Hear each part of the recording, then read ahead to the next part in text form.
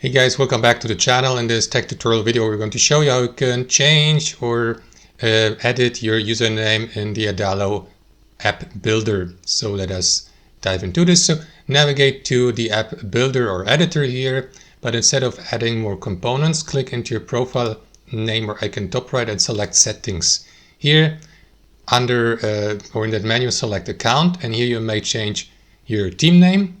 Let me just remove that typo here. That should be in small letters or not in capital letters. Click into save, and you can do the same for your username here.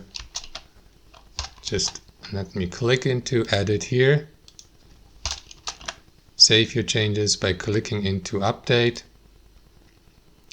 And as far as I know, you can change your name as often as you like, so there's no limitation. For example, like, I don't know, twice a month or every 14 or 7 days. So guys, that's how it works. Thanks for watching. Hope you enjoyed it, got some real value from it, and we'll catch you later.